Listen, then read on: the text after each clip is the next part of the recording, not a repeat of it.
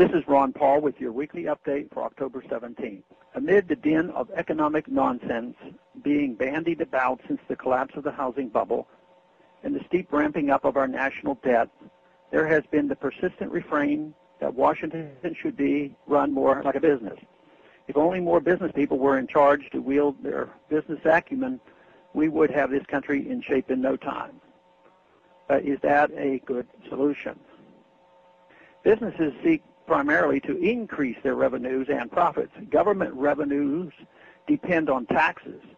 Government accumulates tax money by squeezing it out of people's productive earnings with threats of audits, fines, and imprisonment. Our government already collects roughly $2.1 trillion annually from the productive taxpayers of America. We hardly need to increase our federal government's revenues like a private business. Businesses sell products or services to voluntary buyers, always looking to increase their market share as much as possible.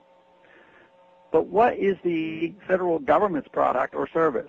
Rules, regulations, bureaucracy, paperwork, red tape, hoops to jump through, uneven protection and security from people with guns, coercion and compliance through force and confiscation of assets, militarism instead of national defense, and of course, a vast welfare state.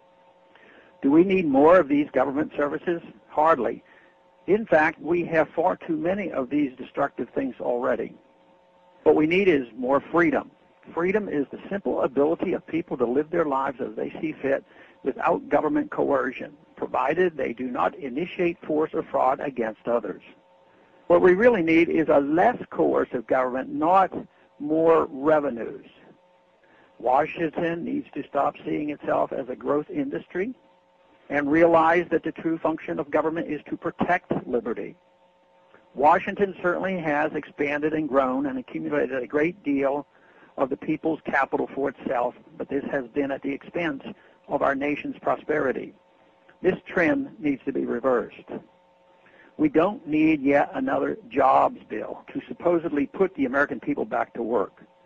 Politicians need to realize that aside from outright hiring some 14 million people, government does not create jobs.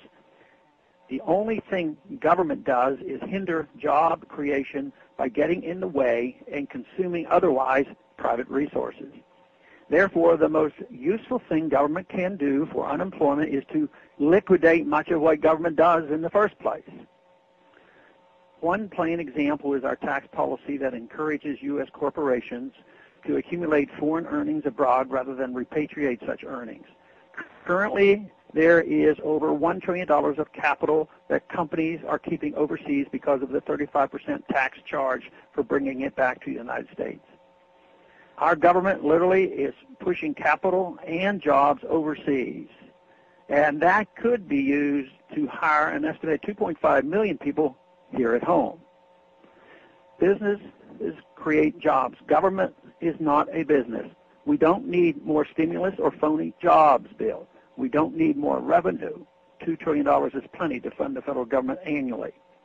What we do need is a wholesale rejection of government as a central economic planner. Thanks for calling this update. A new update is placed on my website every Monday at www.house.gov/Paul under the heading Texas Straight Talk. Thanks for calling.